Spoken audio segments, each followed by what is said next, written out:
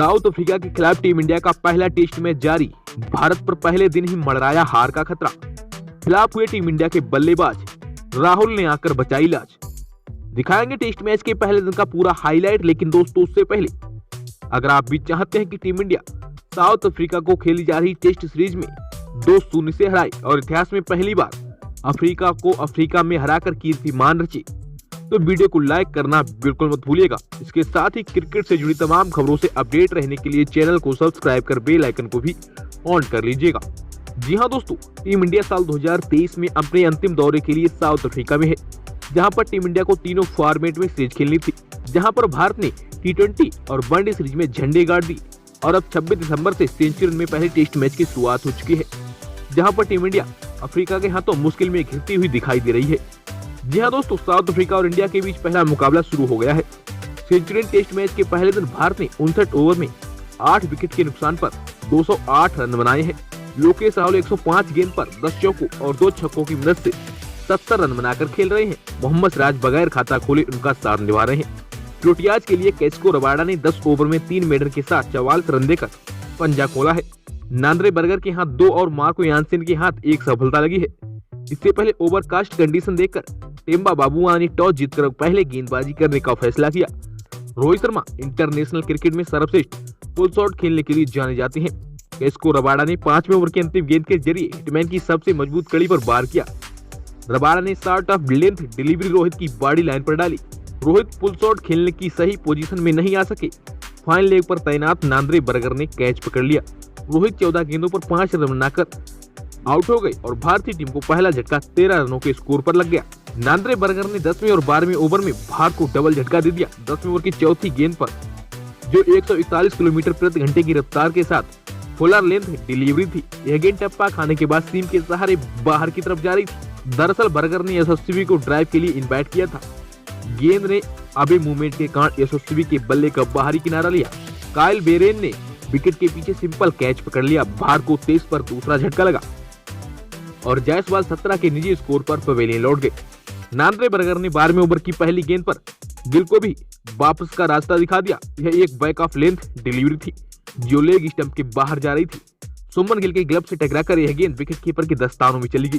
Wicket keeper Kyle Beren ने south Africa के कप्तान टेम्बा बाबुआ को रिव्यू के लिए राजी कर लिया।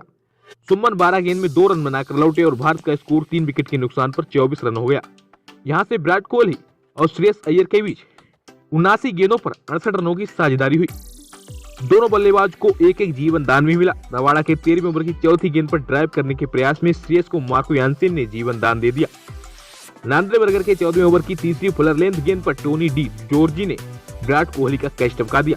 श्रेयस अय्यर इस जीवन दान का फायदा नहीं उठा सके। कैच को रबाडा ने उन्हें पवेलियन की राह दिखा दी। रबाडा ने अय्यर को बाबल सेम डिलीवरी पर फंसाया। बाबल का मतलब होता है लड़खड़ाना। गेंदबाजी में इस शब्द का इस्तेमाल होता है जब बॉल के हाथ से निकलने के बाद गेंद की सीम स्थिर नहीं होती है, वह लड़खड़ाती रहती है, यानी वह दाएं बाएं हिलती रहती है।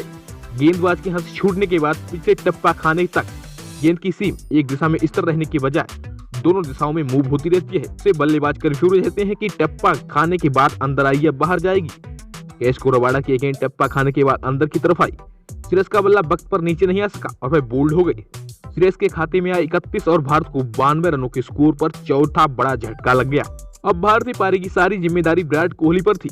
वह विश्व टेस्ट चैंपियनशिप में सर्वाधिक रन बनाने वाले बल्लेबाज बन चुके थे। कैच को रबाडा और विराट कोहली की टक्कर क्रिकेट प्रेमियों में रोमांच पैदा कर रही थी।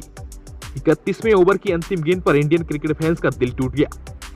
कैच को रबाडा ने बेहतरीन आउट स्विंगर डिलीवरी डाली। यह गेंद शुरुआत में ऑफ स्टंप की तरफ अंदर एंगल बनाती हुई आ रही थी। विराट ने गेंद को इसी लाइन पर शॉट खेलने का निर्णय कर लिया। दरअसल गेंद ने ओरिजिनल लाइन बदल दी। जब गेंद बाहर की तरफ निकली तब विराट के बल्ले का बाहरी किनारा लेकर विकेट कीपर काइल बेरेन के हाथों चली गई और काइल बेरेन ने एक शानदार कैच पकड़ लिया। 107 पर भारत की आधी टीम पवेलियन लौट गई। रबाडा ने रविचंद्रन अश्विन को भी 35वें ओवर की अंतिम गेंद पर रवाना कर दिया। ऑफ स्टंप पर डाली गई गुड लेंथ गेंद अचानक उछल गई। डिफेंड करने के प्रयास में अश्विन के बल्ले का ऊपरी हिस्सा थर्ड स्लप पर तैनात बियान मुल्डर के हाथ चला गया। अश्विन ने बनाए 8 और भारत का स्कोर हो गया 126 पर 6। 7वें विकेट के लिए लोकेश राहुल और शार्दुल ठाकुर ने 74 गेंदों पर 43 रन जोड़े। इस दौरान शार्दुल ठाकुर ने गेराल्ड कूर्जी की बाउंसर हेलमेट पर और रबाडा की लेंथ बॉल दाहिनी भुजा पर खाई। आखिरकार कैच को रबाडा के 47वें ओवर की दूसरी फ्लर लेंथ गेंद आउटसाइड ऑफ को मिड ऑफ के हाथ खेलकर शार्दुल भी लौट गए। शार्दुल ठाकुर ने 33 गेंद पर 24 रन बनाए और स्कोर हो गया 164 पर 7। मार्को यानसेन ने 55वें ओवर में जसप्रीत बुमराह का खेल खत्म कर दिया। दरअसल ओवर की तीसरी फ्लर लेंथ गेंद टप्पा खाने के बाद अंदर की तरफ आ रही थी। जसप्रीत बुमराह ने आगे निकलकर ड्राइव करने का प्रयास किया। अंदरूनी किनारा लेकर विकेट पर गेंद जा लगा। दूसरे छोर पर लोकेश राहुल अर्धशतक बनाकर खेल रहे थे। ऐसे में बुमराह का यह शॉट नहीं बनता था। जसप्रीत बुमराह ने 19 गेंद पर 1 रन बनाया और भारत का 191 पर 8वां विकेट गिर गया। लोकेश राहुल ने अर्धशतक जड़कर भारतीय पारी संभाल दी और पहले दिन का खेल बारिश के कारण 59 ओवर तक ही हो पाया, जहां पर लोकेश राहुल 70 रन बनाकर नाबाद लौटे तो वहीं मोहम्मद सिराज 0 रन बनाकर उनका साथ देते नजर आए। फिलहाल खेल दूसरे दिन फिर से शुरू होगा। तो दोस्तों, आपको क्या लगता है टीम इंडिया की इस बल्लेबाजी को देखकर? क्या टीम इंडिया साउथ अफ्रीका में टेस्ट सीरीज जीतने में कामयाब होगी और इतिहास रच पाएगी, या फिर वही इतिहास दोहराएगी जो अभी तक का रहा है? हमें कमेंट बॉक्स में जरूर बताएं।